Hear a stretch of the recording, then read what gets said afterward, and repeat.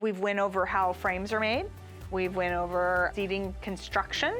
So underneath the cushions, now it's time to know what your cushions are. You know, it used to be that things like cotton, horsehair, any of those animal fibers were your cushions. Now we are very used to our cushions being foam.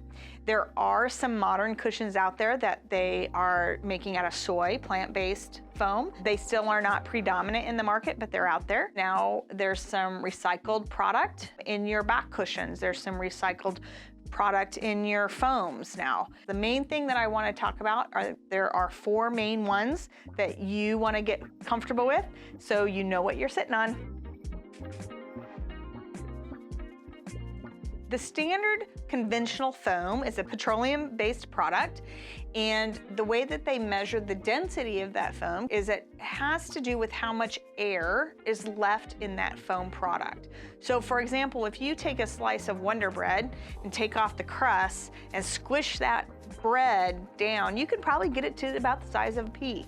That's because there's lots of air in Wonder Bread. That's what causes the density. The higher the density of the foam, the firmer the seat, because there's no air, there's no cush in it. So let's talk about the 2 main conventional foam types. There's a brand called Qualux, and then there's your conventional foam. So Smith Brothers has this really great example that you can try it out yourself. Conventional foam is on this side, and visually you can't tell that much of a difference, but you can see when you squish it how far down it goes, right? The Qualux is actually made a little bit differently. Instead of being a cell that is a circle, Qualux is shaped more like a stop sign. And what that does is as you compress down on the Qualux cell inside the foam, it can only go so far and then it bounces back up. That's called the resiliency. On the Qualux construction, it's much harder for me to squish and it doesn't compress. So you can see as I'm compressing these 2 sides, how much further the conventional foam will compress versus your Qualux. The higher the density of the foam doesn't matter as much as the quality of the manufacturer, the trust factor of that brand, and do they offer a warranty on their cushions? So let's talk about how foam cushions are a little bit different. Just keep in mind that all cushions have a core, a foam core to it, except for one, which we'll get to in a minute. Think of it as a mattress in a way that the more layers they add onto the mattress, the more complicated your foam cushion is. Layers!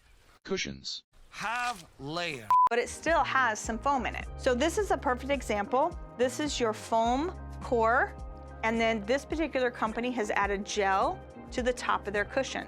So what does that do? Well, the interesting thing about gel is it sits firm at first until it warms up a little bit, and then you sink into it a little bit more. So it's supposed to cushion you and kind of wrap around you a little bit more. And then see this little layer right here? This is called Dacron. This is kind of this sticky little fiber that keeps the fabric in place when you put your foam core in it. The Dacron wrap is kind of almost like a Velcro to the fabric, which keeps that fabric in place and keeps your sofa looking nicer longer. The next cushion core that I'd like to talk about is your Springdown. You have your foam base, but then you also have inside that foam, you'll have coiled springs, similar to the springs that we're talking about earlier in the seating construction. So those springs inside the foam is supposed to give you a slightly firmer but bouncier ride. Then they add a layer, just like they added a layer of gel here, you're gonna see a layer of those down and feathers. What does the down and feathers do? The down and feather will give you that soft, real sumptuous ride when you first sit in it, and it's a comfort thing. It's not a, this is gonna last longer because of this, it's because, gosh, I love the way this one sits. So remember how I kind of mentioned that there's one cushion core that may not have foam in it?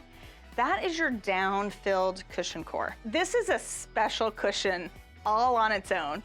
This is one of those, gosh, I love my down pillows. Gosh, I love my down comforter on my bed. Now I want a sofa that has down cushions in it. It does take a lot of maintenance. You cannot have a down-filled cushion and not have to fluff it every single day. So you're gonna find those in your best and your exceptional categories, but it's a lot more money too. So your foam, your basic foam cushions are gonna be your starting price points. Okay, your gel is gonna be kind of your next price point. Your Springdown, because literally it's foam with springs in the middle with down on top, that's gonna be a more expensive category, but the foam cushion is gonna feel great and it's gonna last longer because it has stability of some metal springs in there. So it's not gonna go flat. And then your down, of course, is gonna be your most expensive choice, not because it's the most durable, but it's costs the most to make. So that's the one thing you have to keep in mind.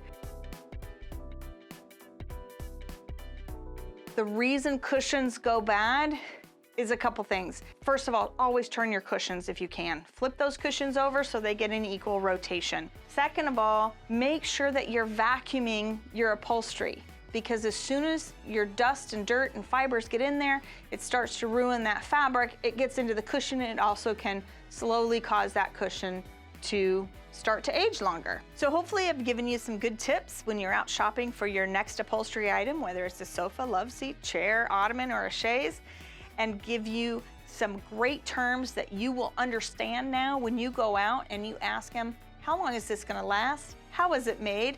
Now you know some of the terms.